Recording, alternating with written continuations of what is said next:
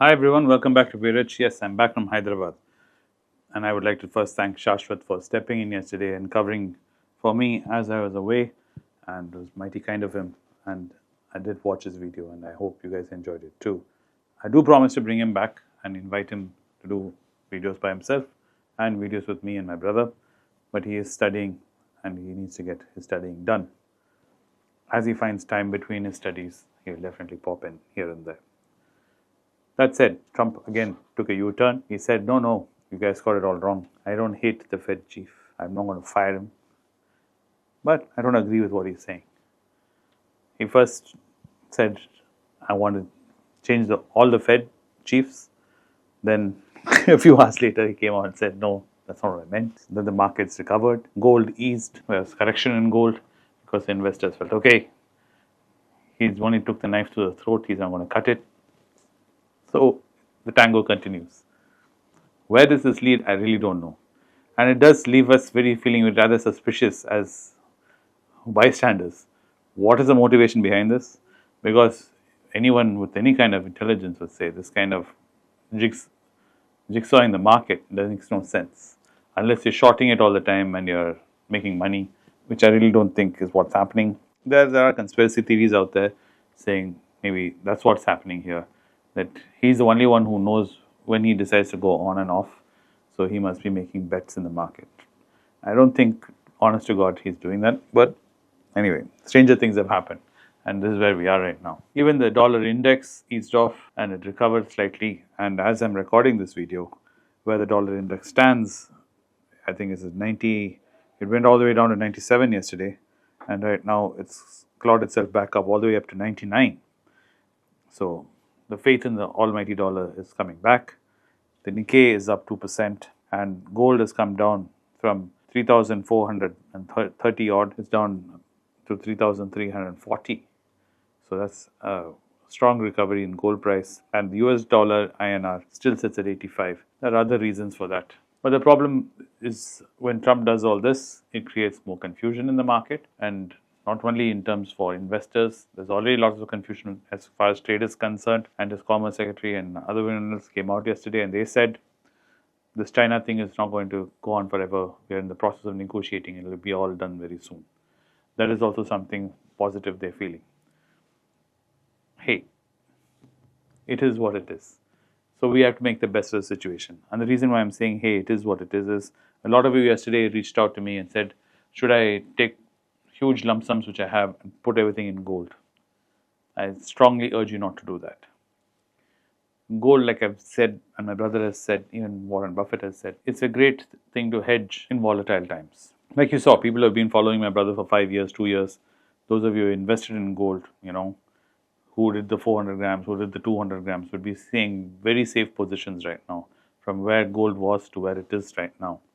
You'll be feeling very, very secure with your investment and your portfolio because that's how much gold has traveled. That said, when the bull run happens and things change over, gold doesn't compound as much as equity does. I've done plenty of videos on that. Anand's also done plenty of videos on that. When you compare it to equity and gold in the long run, when you take a 10-year, 15-year spread, equity will definitely beat gold by a huge margin.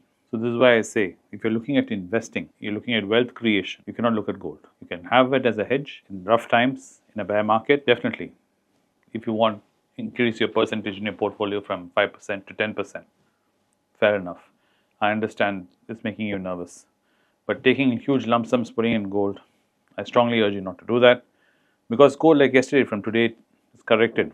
Gold B's from 83, 84 has come down to 80. And if you had, let's say, bought 1 lakh worth of gold B's yesterday and you see this correction today, you'll be feeling rather pained.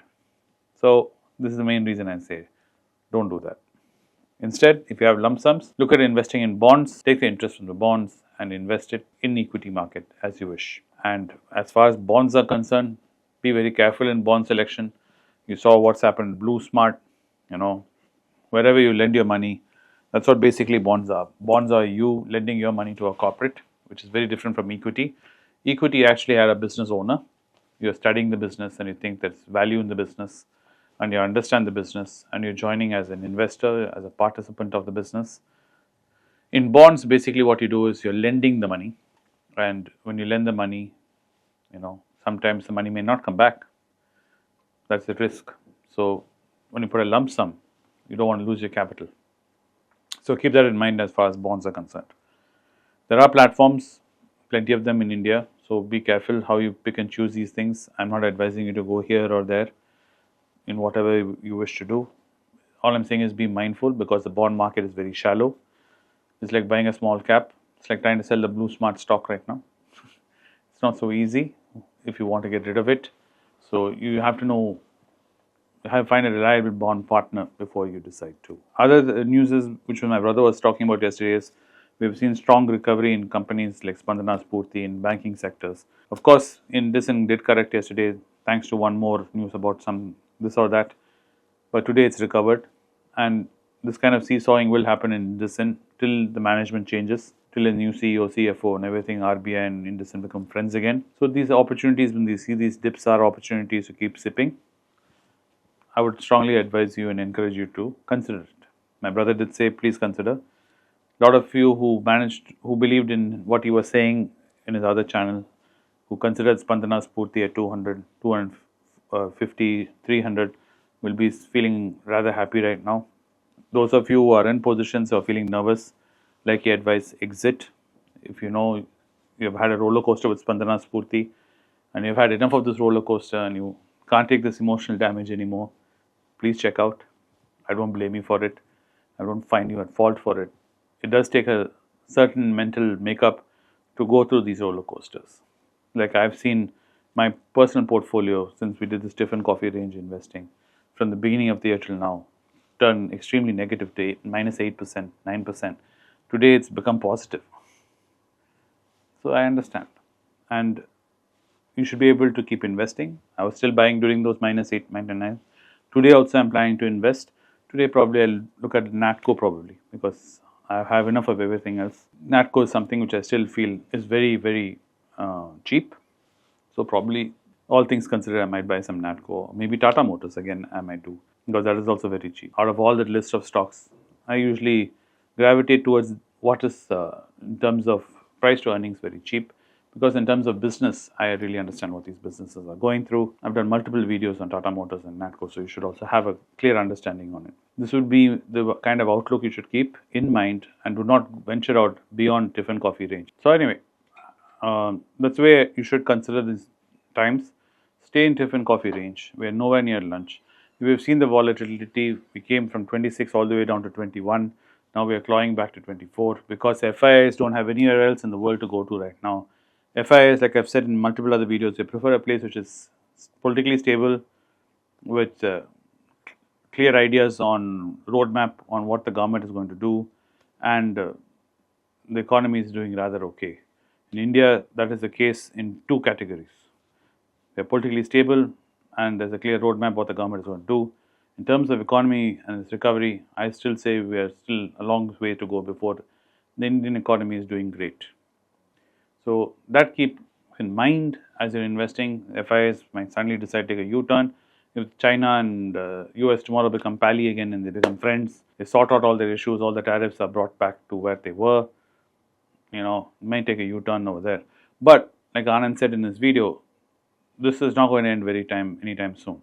What is happening between China and US is not because of just Trump.